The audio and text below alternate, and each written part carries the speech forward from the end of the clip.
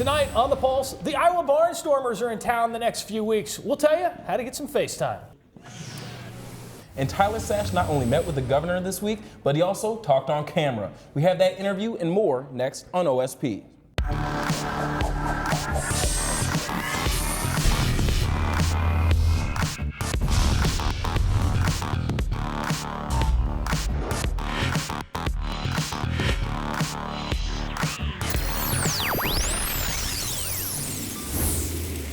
Welcome to Oskaloosa Sports Pulse. I'm Jason Madison. And I'm Jason Van Zyl. Last Sunday evening, nearly 100 Oskaloosa residents / Barnstormer fans welcomed the Des Moines-based arena football team to town. It was the first time in franchise history the squad moved its entire preseason operation away from the capital city. Oskaloosa was deemed prime location for its short distance from Des Moines and the top-notch indoor facility that we all know as the Penn Activity Center. The official Barnstormer meet and greet was held at Penn Central Mall, where OSP's J-Mad was on hand. Off the ledges, and let's get out here on the middle here. Before the players arrived, Barnstormers general manager and co-owner John Pettit organized the crowd. As the team strolled in and took their seats around the center court of the mall, Oskaloosaans were eager to meet players that are trying out for the black and gold. I was just amazed out of my mind. I was like, oh, I totally want to go and see them. It's a lot of fun having them here, and I think it'll be great. Gives a little bit more meaning when we go to the games and stuff. There were even out-of-towners like Ronald Latson of Ames, who was ecstatic to see the Barnstormers practicing in Oski. I love it. I mean, I have friends here in Oskaloosa, and I think this is a great place for my friends to come and see that were skeptical about, coming out to see a Barnstormer game. At least they'll be able to come out and see them firsthand and see the excitement that we see when they actually play in Wells Fargo Arena. As fans stood in line waiting for their chance to meet the Barnstormers, in return, each player was excited to meet their fans from the area. I've been around the league for a little while, and I've gone to a lot of events like this, and the turnout's usually maybe a few people, and so we weren't sure what to expect. And we walked into the place, and the place was filled. People are cheering for us. They're excited.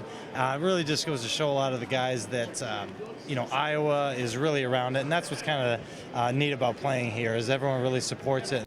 Besides the public appearances, the Gold and Black are here on business, and they have only signed 6 players to this year's roster. Plus, the squad is coming off a rough season a year ago. We head over to the Penn Activity Center, where JVZ has more information on the Barnstormers. Jay, we're out here in one of the first few days of the Barnstormers practice. One of the big questions that have to be answered is getting 34 players down to 24 players. And of those 24 players, only 21 will dress. Some of the big names that we have this week returning, Cameron McClenn and Jesse Schmidt. Also, the big name this week is DJK coming out. Now, when we look at the Barnstormers last season, they were 5-13 overall in their Central Division. Not good enough by anyone's standards. What you can see happening behind me right now is the offense-defense skeleton. The guys in black are defense, the guys in gold are offense, and the guys in red, well, they're the guys you just can't ever touch. And right now, I'm the man on the tracks when the train's coming through, and these guys are playing the deep ball. So I'm going to pass this back to you, Jay. The Barnstormers are heading to the Quad Cities this Saturday for its one and only preseason game versus the Chicago Rush. Iowa and Chicago will face off 2 more times during the regular season, the first being March 31st in Des Moines, and the other one will be in the Chi May 6th.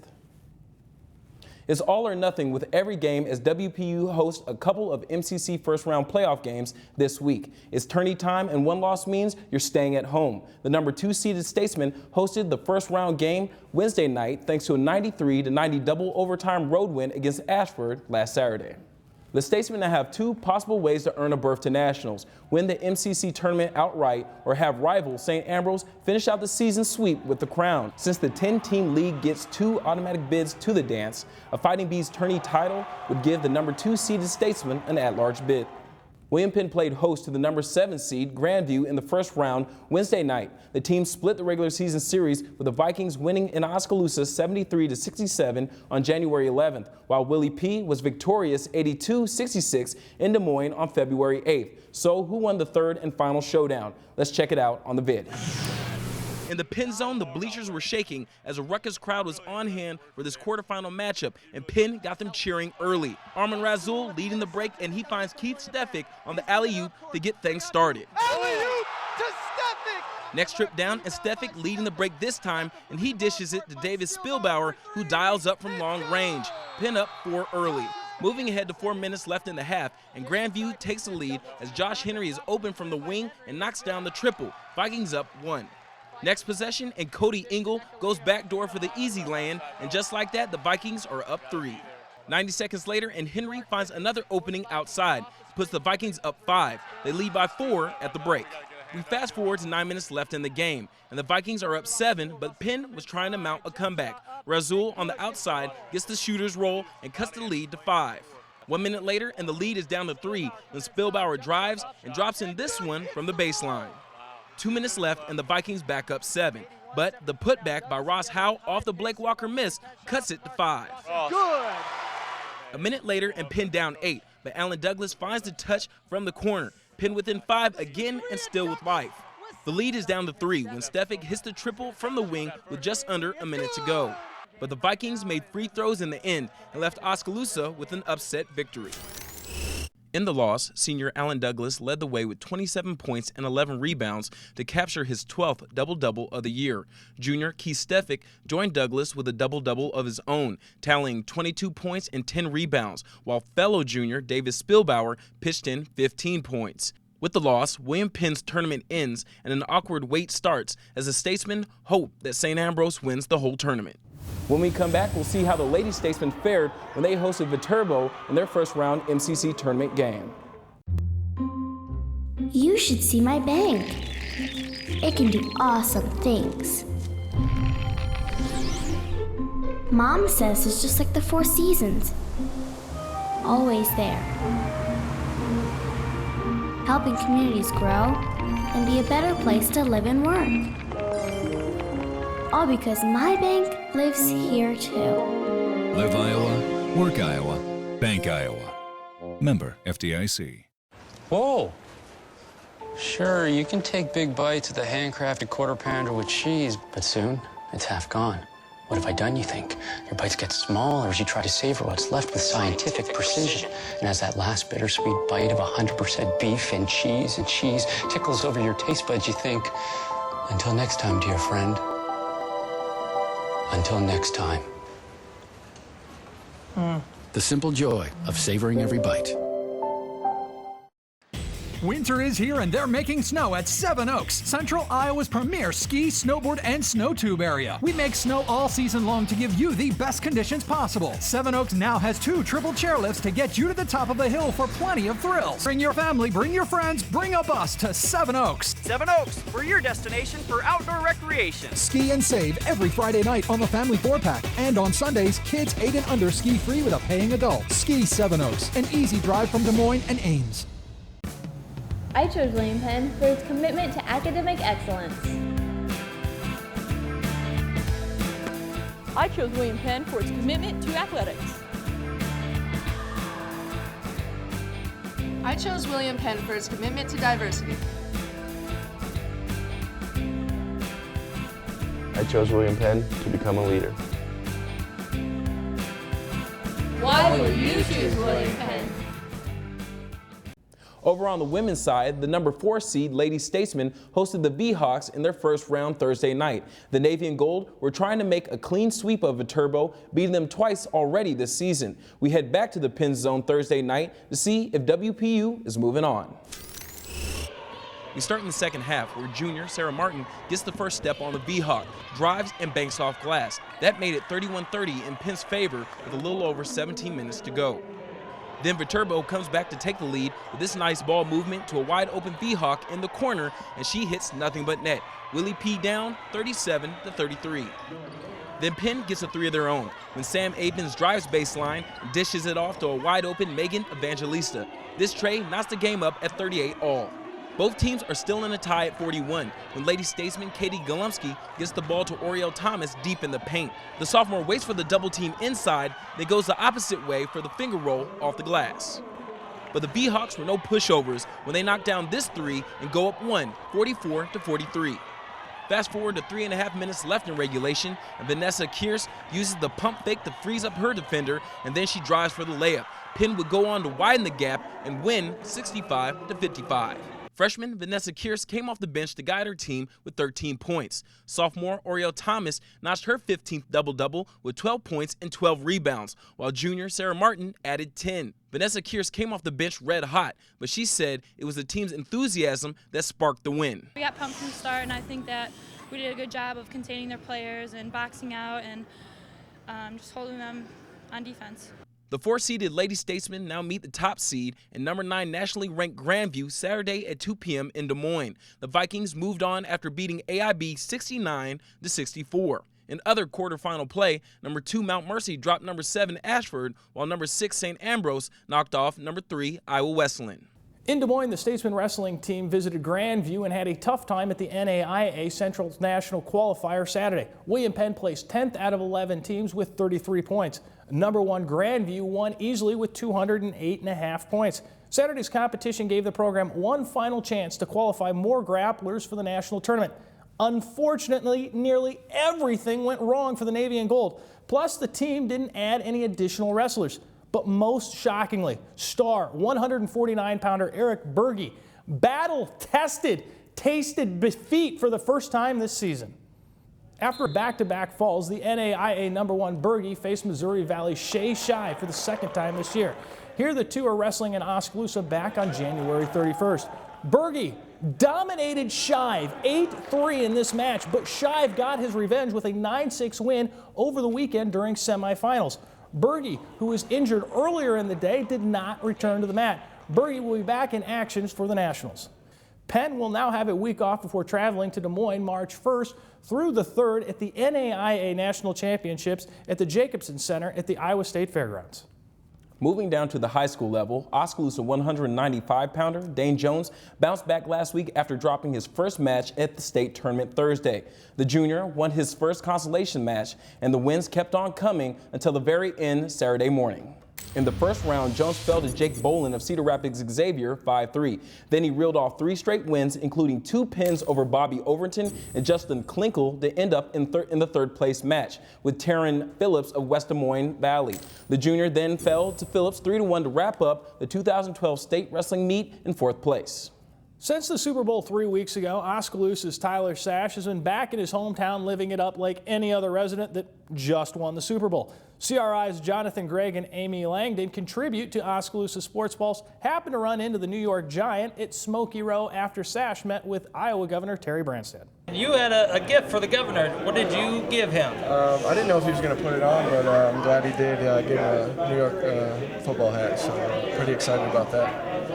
What did the governor have to say to you, and what did you say to Mr. Branstad? We just talked a little bit about the season and talked to him a little bit about what he's doing throughout the state of Iowa. And I appreciate all his work that he's running around like a madman, visiting cities by city. So it's pretty cool to just get to sit down, or not sit down, but stand here and get 5 minutes to talk to him. So it's pretty cool. Sierra, I heard from you just recently about winning the big game, and then about your foundation and about coming back to Oskaloosa. How's the foundation doing since you're in town? It's doing well. You know, I'm in the process right now of trying to coordinate an event for a little boy from the Oskaloosa area. I don't know if you know him, TJ Gumont. He's 9 years old, and he has some findings on his brain, and they're not sure what's going on with that. So I'm going to try to organize an event where we can just help him out as much as I can, just like the one we had at the mall for fish eagling. So just any way I can help out and just get involved and give it back to the community or people in the community. What's it like being back in Oskaloosa? I like it. You know, it's obviously by choice. I could be about anywhere in the United States, but I love coming back to Oski. You know, it really puts things into perspective when I come back. You know, being in New York, don't get me wrong, I love being in New York, but it's a nice change of pace to come back to Oskaloosa. And it doesn't take me an hour and a half to go to the grocery store and get home just driving. So, you know, it's nice to be home. But work continues, just in a little bit different fashion now that you're back. Yeah, definitely. Still working out, still staying in shape. I got to stay in shape because every year there's guys that come in the league that they're trying to take your job. So you got to stay on top of your game, or you're not going to be there for long. So definitely still working out. I've seen you at the Pack a little bit. Are you doing something there? I just went over there. I like to play basketball. Basketball was my first love. Still love to play basketball. Helps with quickness and speed and stuff like that. So I'm just playing basketball there right now. And like I said, we're trying to coordinate an event. I don't know if it's going to be at the Pack or it's going to be at the mall or where at, but for TJ. So at some point, I'm sure you guys will hear about that. You mentioned basketball. When did you decide football full time? How long ago? How many years ago was that? Well, my sophomore year. Not a lot of people know this. My sophomore year, I told my dad I'm not playing football this year. And he goes, "No, you're going to play." He basically made me play one more year. And he's like, "You're going to play and see how you like it." And Coach Schumacher at the time moved me up to varsity. And I don't like talking about being all-state or all this, whatever, but I ended up making all-state, and I was like, all right, this isn't so bad. And I guess I kept playing with it, and it turned into something where I am today, and it's pretty crazy. The last 5-6 years, however long it's been. Any elbows from the dad since that time? Oh, he always gives me a hard time. He's always telling me what I need to work on, and he never lets me settle. So that's what dads are for, At the same time, he's very supportive of me, and he's always keeping me motivated to do things. When we return, we're going to hit the track with Willie P. and tell you if the Indian girls basketball team stunned #1 Benton in the regional semifinals. The doctor is in and no appointments are needed. Come to Dr. Salami's today and let the doc heal your hunger.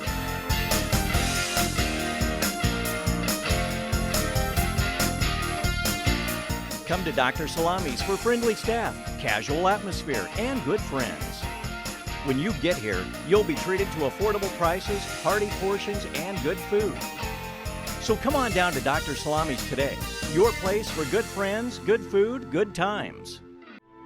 Bates Funeral Chapel, where community is more than just a location.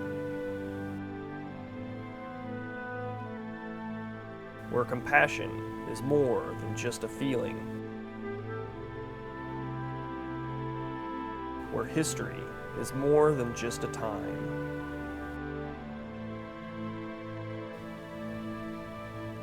Bates Funeral Chapel, where service is more than just a word. Promise me, son, not to do the things I've done. I'm gonna love you forever, forever and ever, amen. I'm begging of you, please don't take my man. I turned 21 in prison, doing life without parole. The biggest stars, the classic hits, KIIC. They're back at it again. Those talented elves have adorned Mahaskadrug and Oskaloosa with 150 beautifully decorated Christmas trees, tens of thousands of ornaments, decorations, crafts, and gifts for anyone on your Christmas shopping list. It's a fun store to shop, loaded with Christmas decor that'll make you smile, make you laugh, make you want to share. Mahaskadrug is open weeknights till 9, so come into town and see what everyone is glowing about. Mahaskadrug and Oskaloosa, it's big, really big. Back on the basketball court, Oskaloosa worked hard Saturday to pull off one of the biggest upsets of the year when they played #1 ranked Benton in the Class 3A regional semifinals. After all, the Bobcats, undefeated at 22-0. The Indians were just 13-8. In the first half, it was in the Indians' favor as the lead was 21-13 after the half. OHS forced Benton into tough shooting situations, and the home team struggled, connecting on only 14% of its shots. But the Bobcats came alive in the second half and tied up the game at the 14-minute mark in the second stanza. Benton would go on to end the Indian season 54-38. OHS was led by junior Kenna Veldhuizen and her 13 points, while Kenzie Gott wasn't far off with her 11. Mark your calendars, Oski High. The Barnstormers are headed your way. Next Thursday, March 1st, the team will hold its dinner in the school's cafeteria at 5 p.m., followed by the Barnstormers Rookie Talent Night at 6:30 p.m. in the senior gymnasium. Tickets for both events are $10, but if you just want to see the talent, you'll have to fork up $3. Tickets are available through the main office at the high school. In Columbia, Missouri, Friday, several members of the William Penn track and field teams competed in the last chance meet at the Missouri Collegiate Challenge. This was the last time a track athlete could qualify for the 2012 NAIA Indoor Championship in Geneva, Ohio. Penn freshman long jumper Jalen Wilson and the Lady Statesmen 4x400 meter relay team of Fatimata Samara, Alexis Sweeney, Shanice Dishman, and Sharday Myers seized the last chance opportunity to make nationals. Wilson placed third in the long jump in a mark of 23 feet and 4 inches. Also set a new school record breaking Royce Clay's length of 23 feet and 3 1/4 inch set back in 2010. The 4x4 group had its best showing of the year runner-up time of 4 minutes and 4.4 seconds, snapping the old school record. Penn junior Gabriel Green, sophomore Audrey Harris, Wilson, and the 4x4 of Samara, Sweeney, Dishman, Myers will all travel to Geneva, Ohio, March 1st through the 3rd at the NAIA National Championships.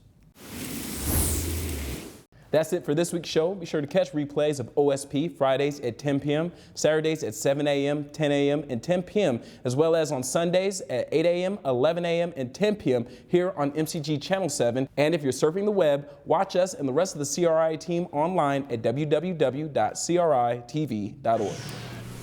Jack Blankenship, you've seen him everywhere on the morning shows. Yes, I mean, he's walking around with a 3-4 foot like sign of his face, and it's pretty much throwing every athlete off right now. And basically, it's the bitter beer face. You want to give it a shot? No, I'm good. I will. For Jay Madison, I'm Jason Van Zetten. We'll be back next Friday with a brand new episode of OSP.